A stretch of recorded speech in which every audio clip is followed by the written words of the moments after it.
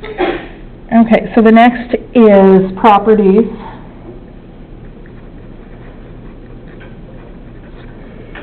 Of dot product and cross product.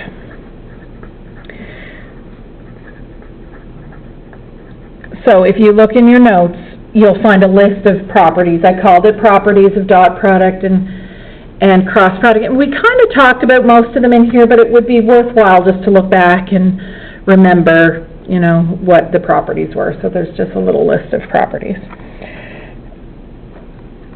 The next one I said is in the properties of cross product, and it is that the area of a parallelogram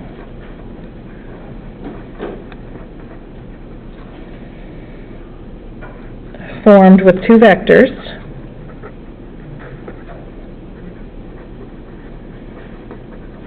so I already said that earlier is like this.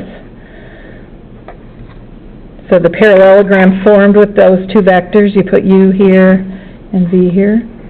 So there's the parallelogram. The area is found by doing the cross product first, so you get a vector. And then when you find the length of that vector, it's actually the area of the parallelogram. Any questions? So that was just in the properties. It might have been on one of the practice questions. It's good to know. Okay. Intersection of two lines.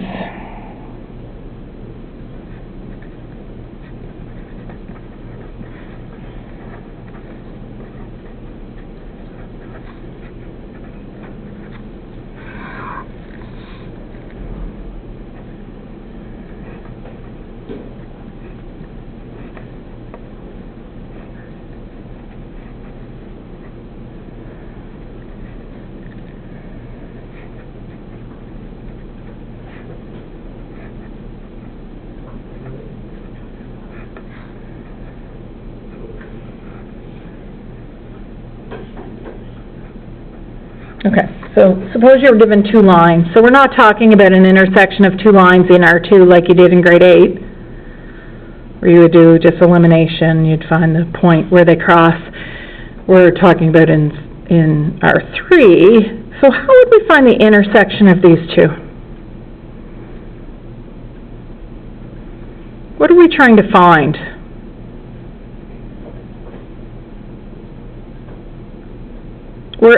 So an intersection would be a point, because two lines would cross at a point.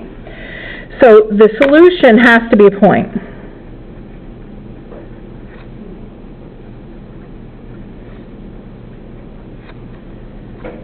Right, like an x, y, z. So we're trying to find an x, y, z that works in both of these. So how might we do that?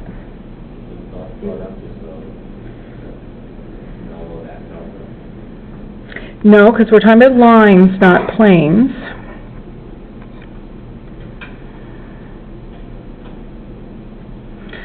So let me back up a second. If I was in R2, and I had y equals 2x plus 3, and y equals 4x minus 1, how do I find the intersection of these a really easy way? Set them equal to each other. And solve for x. But you wouldn't be done then, because the intersection has to be a point, x, y. So after we solve for x, what do we then do?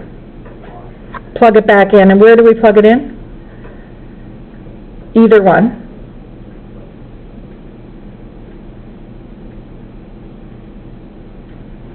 Okay. So then we would plug that into either one, like 2 times 2 plus 3. That gives me 4 plus 3, which is 7. All right, so if we set these two just equal, okay, there's a problem with this. Can you anticipate what the problem would be? Any ideas? You'd be solving for t. They're not. Yeah. They're not parallel, but if you were solving for t, what if it didn't work? What if you couldn't find a t?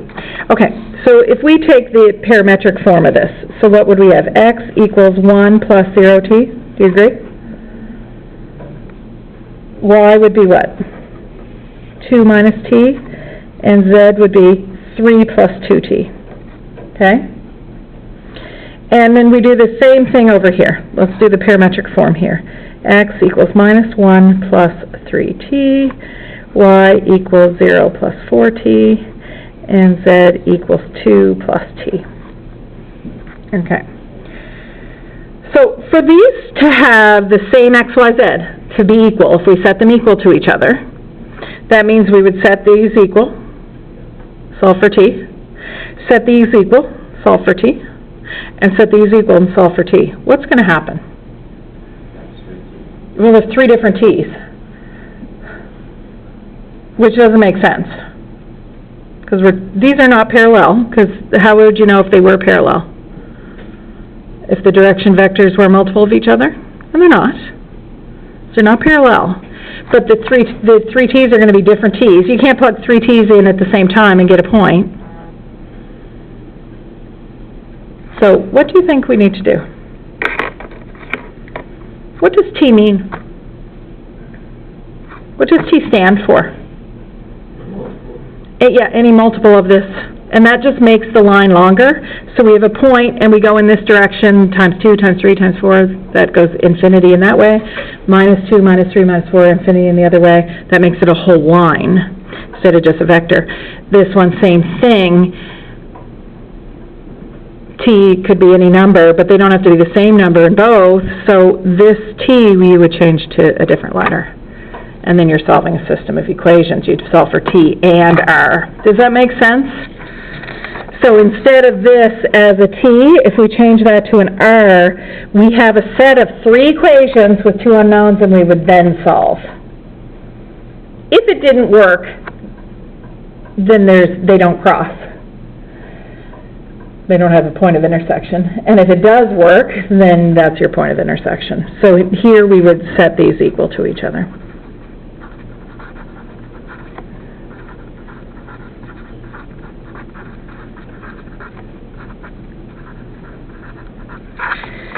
So, you know, our first one would be 1 equals minus 1 plus 3r. That would be our x component. So that would give us what? R is 2/3. Now what happens when we do the second one? I made this question up on the fly, so it may or may not work nice, but 2 minus t equals 4r. We put r in, is what? 2/3. Solve for t. We might as well finish and see if it works.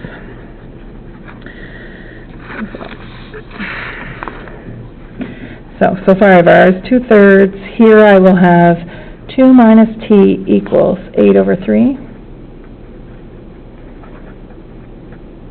minus 2, which is 6/3.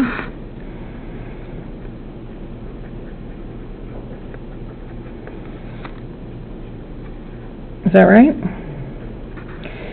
And then you would basically check to see if that works in the last one.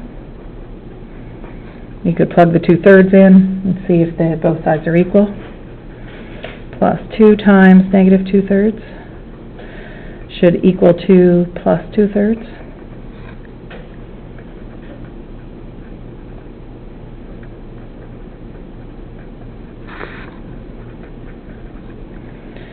And here, of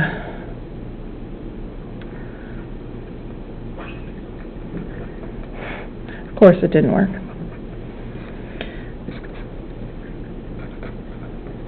And that would be it. Now, ideally, I would have worked it out before, and you would actually get a solution. Then what would you do? Okay, so say we got t is a number and r is a different number. What would we then do? Because that's not a point. Just like in R2, we find the x, and then what do? We plug it back in to find the y. Here, we would take our t and our r, and plug them back in, and that would give you your point. You plug them in here, work it out, and you would get 1 point. If there is a solution. Yeah, yeah. So, of course, I made it up and it has no solution, but normally it would have a solution, because I wouldn't ask for the intersection if it didn't, but... Okay, so what about the intersection of two planes?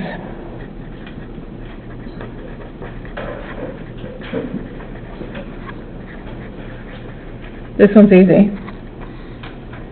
We did this.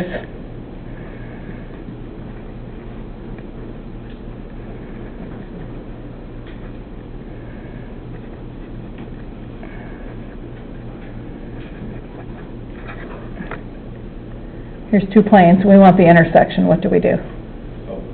Solve the system.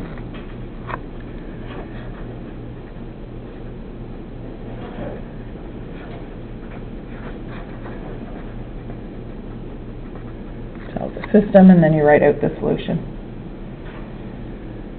which would be either a line, well, it won't be a point here, it'll be a line, because we just have two planes, or they don't cross. But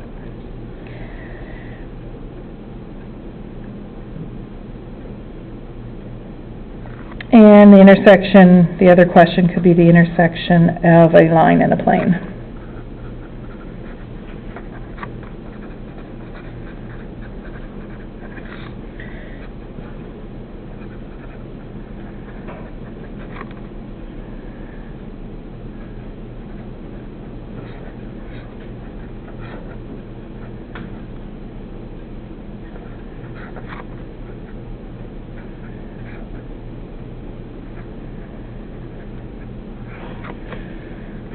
Again, I'm making it up just to demonstrate, not because this will be really nice, okay? Not sure what would happen. But so we've got a line and a plane. How do we find, so the intersection, again, we need x, y, z. How do we find that? Basically, anytime you've got a line, you need to write the parametric equations out. Here they are. And here's x, y, z. You plug them in here and solve for t. And we did this on a test. Now, solving for t just gives you a t. It doesn't give you a point. So how do you then find the point? Put the t back in the line, and that'll give you a point.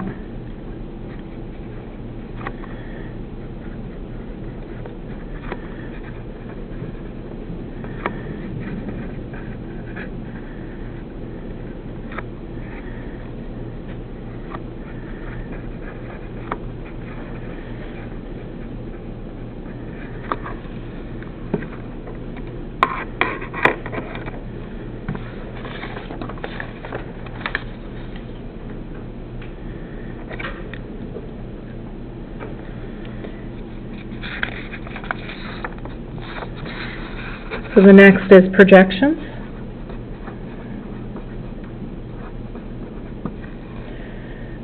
So the projection of u onto v is u dot v over v dot v times v. This gives a number times the vector v, which is a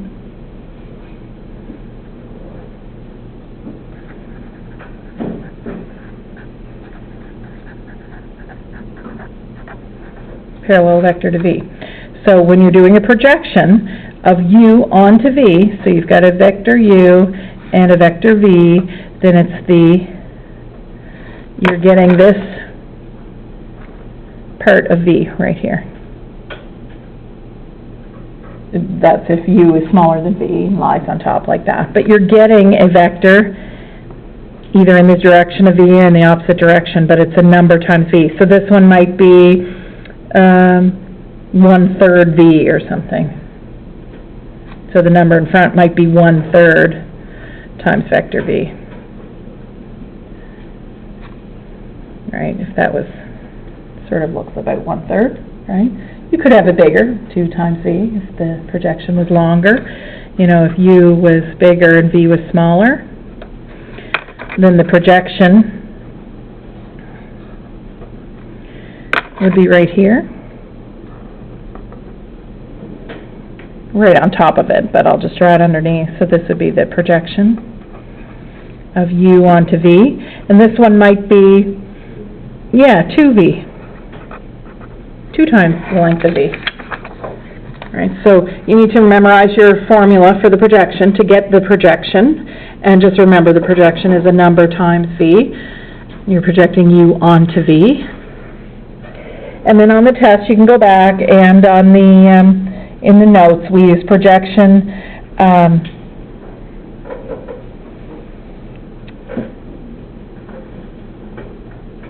Yeah, I've got 3 uses of it here. So you could just be asked for the projection, obviously, but then you could be asked to find the distance between a line and a plane. So go back and look at those examples.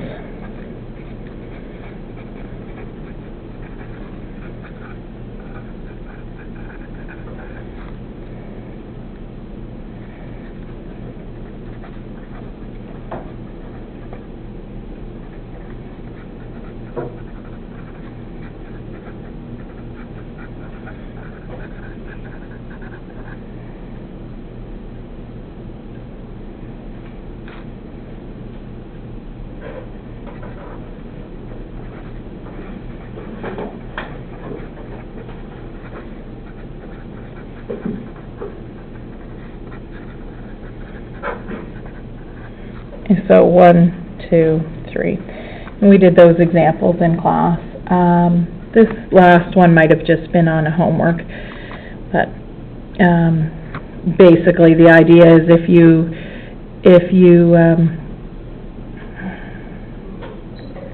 get the projection, you're getting another vector in the plane, and then when you do the cross product of the two, you'll get a second one. But we did the steps for that. But really, I would just concentrate on these first 2 anyway.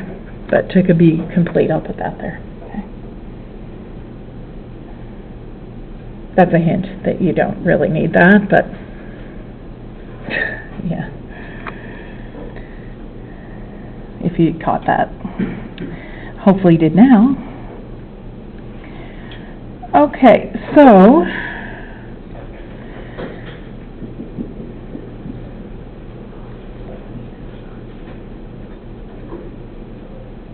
the next thing I have is solve a system. So this would be using row reduction.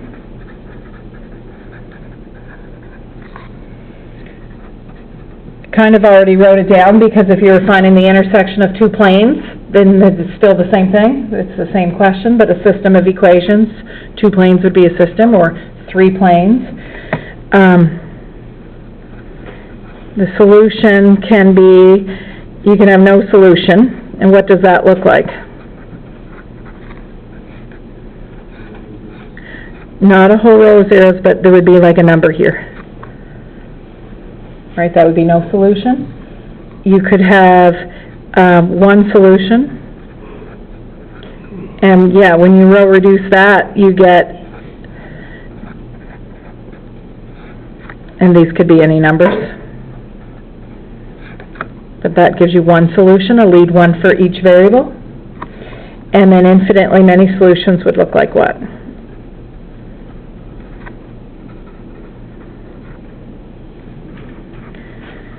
A row of zeros doesn't actually mean infinitely many solutions, but most systems it would, because we're usually have a 3 by 3.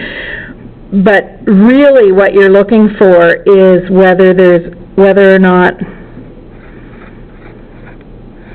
it doesn't have to have a row of zeros. Okay, this would have infinitely many solutions.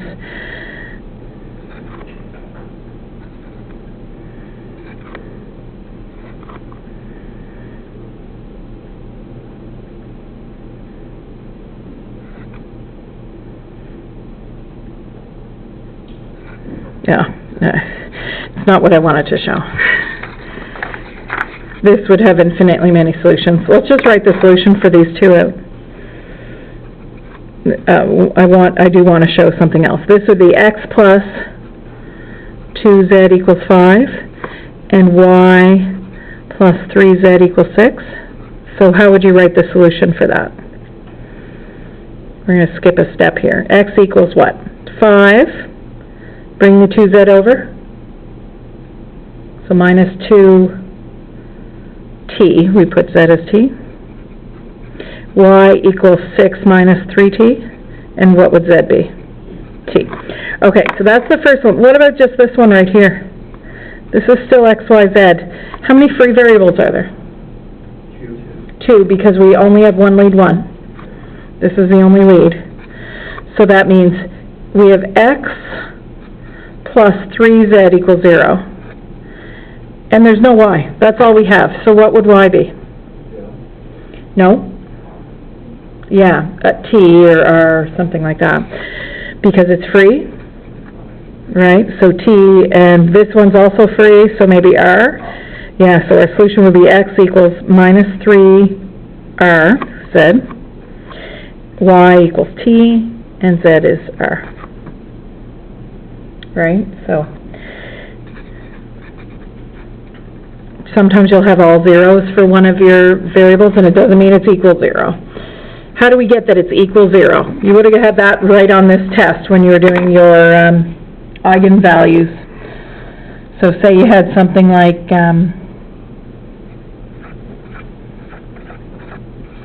that.